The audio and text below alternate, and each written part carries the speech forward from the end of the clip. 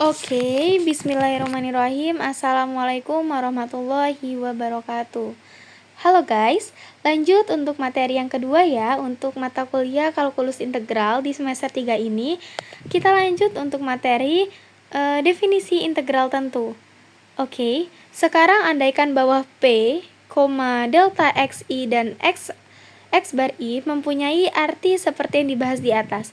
Tetapkan juga P disebut norma P menyatakan panjang selang bagian yang terpanjang dari partisi P. Misalnya, pada contoh 1, norma P sama dengan 3,2 dikurang 2 sama dengan 1,2. Pada contoh 2, norma P sama dengan 0,5.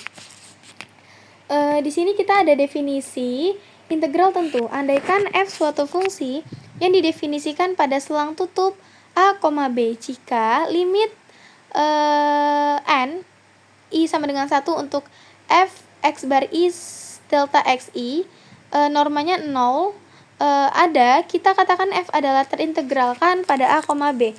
Lebih lanjut, integral a ke b fx dx disebut integral tentu atau integral Riemann. F dari a ke b diberikan oleh integral a ke b fx dx sama dengan limit sigma n untuk norma p-nya 0, i sama dengan 1, f x bar 1 delta x1 delta xi. Dan di sini ada teorema A, teorema keterintegralan. Jika f terbatas pada a, b dan ia kontinu di sana kecuali pada jumlah terhingga titik, maka f terintegralkan pada a, b. Khususnya jika f kontinu pada seluruh selang a, b, maka ia terintegralkan pada a, b. Nah, sebagai konsekuensi dari teorema ini, fungsi-fungsi berikut adalah terintegralkan pada setiap selang tutup a, b. Yang pertama, ada fungsi-fungsi polinom. Yang kedua, ada fungsi-fungsi sinus dan kosinus. Yang ketiga, ada fungsi-fungsi rasional, asalkan selang a, b tidak mengandung titik-titik yang mengakibatkan suatu penyebut nol. Penghitungan integral tentu. Dengan mengetahui bahwa suatu fungsi adalah terintegralkan, maka kita boleh menghitung integralnya memakai sudut partisi tetap atau selang bagian sama panjang dan dengan mengambil titik sampel x bar i dalam cara yang mudah untuk kita. Contoh 3 dan 4 meliputi polinom yang baru saja kita pelajari adalah terintegralkan. Nah, di sini ada contoh 3. Hitunglah integral min 2 ke 3 x plus 3 dx. Penyelesaian, partisikan selang min 2,3 menjadi n selang bagian yang sama, masing-masing dengan selang x delta x sama dengan 5 per n. Dalam tiap selang bagian, x1 min 1, x1. Gunakan x bar i sama dengan xi sebagai titik sampel. Maka x0 sama dengan minus 2, x1 sama dengan minus 2 plus x plus delta x sama dengan minus 2 plus 5 per n.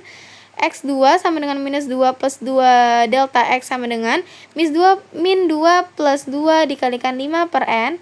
xi sama dengan min 2 plus i delta x sama dengan minus 2 plus i dikali 5n.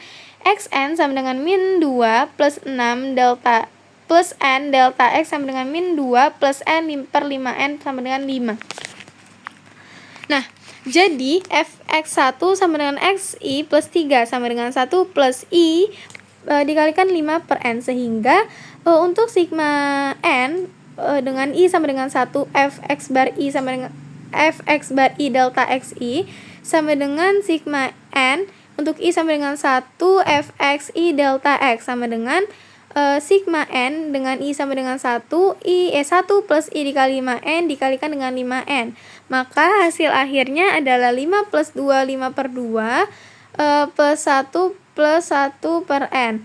Karena P adalah suatu partisi tetap, norma P sama dengan 0 dan setara dengan n sama dengan n merupakan bilangan tak hingga, kita simpulkan bahwa integral minus 2 ke 3 x plus 3 dx sama dengan limit sigma n dengan i sama dengan 1 f x bar i delta xi untuk norma 0 sama dengan limit tidak n sama dengan tidak terhingga 5 plus 25 per 2 dikalikan 1 plus 1 plus per n sama dengan 35 per 2.